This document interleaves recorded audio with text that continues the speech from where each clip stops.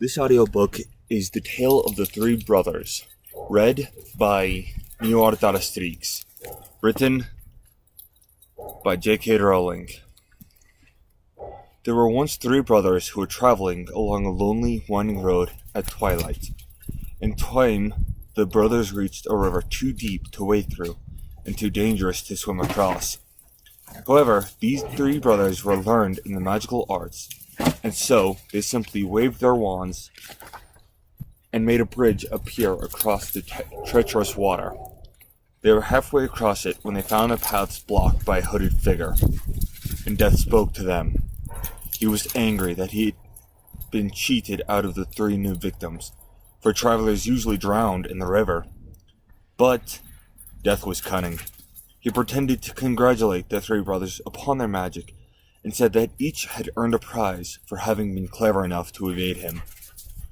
So the oldest brother, who was a combative man, asked for a wand more powerful than any in existence, a wand that must always win duels for its owner, a wand worthy for a wizard who had conquered death.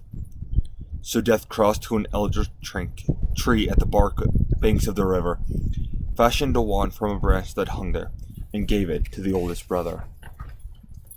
Then the second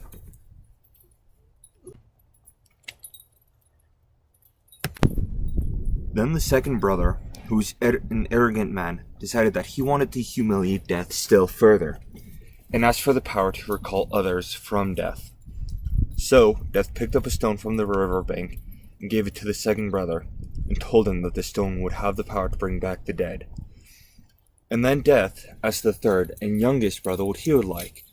The youngest brother was the humblest and the most wisest of the brothers, and he did not trust Death. So he asked for something that would enable him to go forth from that place without being followed by Death. And Death, most unwillingly, handed over his own cloak of invisibility. Then Death stood aside and allowed the three brothers to continue on their way. And they did.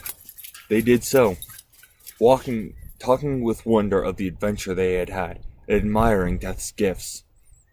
In due course, the brothers separated, each for his own destination. The first brother traveled on for a week or more, and reaching a distant village, he sought out a fellow wizard with whom he had a quarrel. Naturally, with the elder wand as his weapon, he could not fail to win the duel that followed. Leaving his enemy dead upon the floor, the oldest brother proceeded to an inn, where he boasted loudly of the powerful wand he had snatched from Death itself, and of how it had made him invincible. That very night, another wizard crept upon the oldest brother, as he lay wine-sodden upon his bed. The thief took the wand, and for good measure, slit the brother's throat. And so, Death took the first brother for his own. Meanwhile, the second brother journeyed to his own home, where he lived alone. Here he took out the stone that had the power to recall the dead, and turned it thrice in hand. To his amazement and his delight, the figure of the girl he had once hoped to marry before her untimely death appeared at once before him. Yet she was silent and cold, separated from him as though by a veil. Though she had returned to the mortal world, she did not truly belong there, and suffered. Finally, the second brother, driven mad with longing and hopelessness, killed himself so as truly to join her. And so Death took the second brother for his own. But though Death searched for the third brother for many years, he was never able to find him. It was only when he attained a great age that the youngest brother finally took off the cloak of invisibility and gave it to his son. And then he greeted Death as an old friend and went with him gladly.